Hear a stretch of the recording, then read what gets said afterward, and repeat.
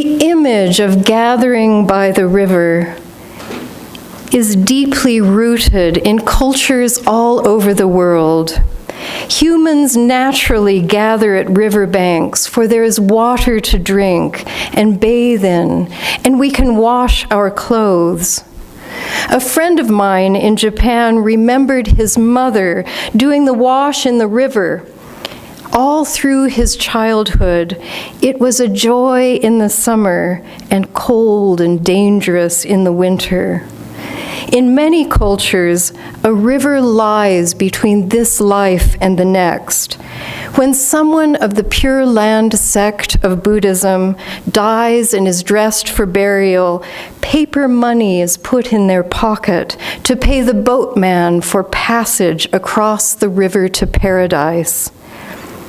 Escaping slaves on the arduous trip to freedom left the riverbanks and waded in the streams and rivers to keep the hunting dogs off their scent. Rivers can also be dangerous places. Those of you who have lived near or on rivers remember the deaths by drowning each year. Rivers are life-giving and life-taking. Many of our ancestors gathered at rivers to be baptized. My ancestor, Patty, the grandmother of the woman who told the story to me, was baptized in the Bear River in western Maine.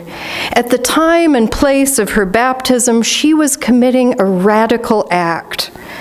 I imagine that the water of the Bear River was very cold, and that her heart and mind were full of dreams of a new kind of life. She had already lost 4 of her 8 children to a cholera epidemic and other diseases. And in one scene of her son's diary, she was so sick that she didn't even know that her children were dying in the next room. Entering those waters was a way for her to begin again in a new life that eventually brought her right to this valley. And her act of baptism began a tradition that I followed over 100 years later in a far-off land, my father walking with me ever farther out into the sea until it was up to his waist and he knew that my foot would not rise above the water, and he baptized me. Japan is a land of rivers that rush down from the mountains to the sea. Rivers were traditionally where people threw their garbage, both physical and psychological. One of the friends we had from our first day in Japan, Ayako, taught us an important ritual during our long friendship, which lasts to this day. Lots of things have come up. We had grown up in very different cultures. We spoke different languages, and our experiences with Japanese culture were very different. And in the middle of a misunderstanding that really had no resolution, she suggested, "Kawa ni nagashimashou." Let's throw it all in the river. And we did. And we learned to do that over and over again. Rivers were places where we learned to begin again. Sometimes when Lou and I walked on the river, we carried great imaginary bags of stuff. And we threw them, we heaved them into the river. We walked to the river heavily laden, and on the way back our steps were lighter. Next door to the seminary I attended, Earlham School of Religion, was a kind of sister seminary called Bethany. It was a seminary that was owned and operated by the Church of the Brethren, a denomination similar to the Amish and Mennonites that was born out of the Anabaptist tradition of the Reformation. And during that time, in their beginnings in the 16th century, entering the waters of baptism was a radical act that could lead to torture and death. Baptism is central to their faith. And when I studied ritual at that seminary as a student, our teacher from Bethany Seminary and a member of the Church of the Brethren Faith taught us how to baptize. One January, she spent an entire week teaching us about baptism. She asked me, for some reason, to do the morning devotional on the day we traveled to this small rural town in Indiana to do baptisms. It was a cold day. And knowing that many of my fellow seminary students came from families with roots in the martyrdoms of the Reformation, I thought of how their walk to the river had been full of danger. The path before their own walk to baptism was covered in blood. In the devotional I wrote, we walked that path in reverence to those who gave their lives. The Quakers, as you may imagine, do not practice baptism, or at least that is what I thought, until I met a Quaker mystic who was visiting our seminary. I had a chance to sit with him alone for an hour, and he told me that all the rituals were enacted silently in the minds of the people who attended their community. He reminded me that one part of Jesus' baptism, he reminded me of a part I had forgotten. The part when a voice came from heaven and said, "Behold, this is my beloved Son, in whom I am well pleased." He said baptism is a confirmation of being loved. So instead of thinking that the ritual was washing away sinfulness, I wondered how marvelous it would be if it were an affirmation of love. For I was alone at that seminary, and that is what I needed. You know, we Unitarian Universalists do not have a ritual of baptism, although there may be some who do that here. When someone wants to join our congregation, they sign a book that contains the signatures of all the others who have joined our community from the beginning of this community. And recently in my office, I stood while some new members of this congregation signed the book. It was a private time of welcoming and joy that we will celebrate during our service next week. What does it mean to become a member of this congregation? At the core of our belief is an articulation of shared ministry made in 1648 by Puritan pilgrims at the Cambridge Platform Covenant. This is what they wrote.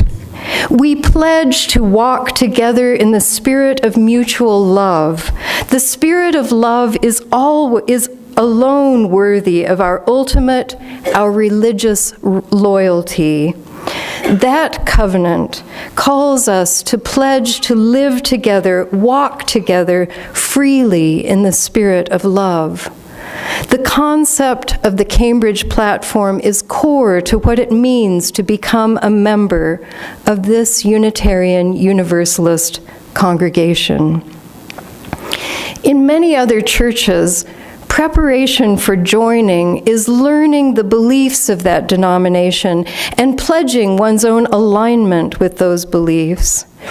When I belonged to the denomination of my childhood and my ancestors, the beliefs that I had held since childhood and through baptism began to change. I found myself increasingly uncomfortable and at odds with conforming my own beliefs to the established beliefs. And finally, to save my personal integrity, and I felt at the time I was actually saving my life, I had to admit that I no longer believed. And losing belief meant that I had to leave that community. Many years passed between the time that I left that community and I found Unitarian Universalism. My personal belief tentatively grew during years of study of other religions and from my time in nature. I began to long to meet together with people not who shared my belief, but who were also searching. I wanted to find people with whom I could share a community in mutual respect of a variety of beliefs. And when I walked over to sign the book of the first UU congregation that I joined, I was afraid. There was no blood on the path, but I was blazing a trail, cutting through the jungle with a machete, leaving what had become family tradition, doing something that my extended family had difficulty understanding. I was afraid, but I knew that it was the kind of fear I had when I did something hard that I needed to do. For many, joining our community is a radical act that would cause a silence to descend on the dinner table when one tells one's family. Out in the world, Unitarian Universalism is widely misunderstood.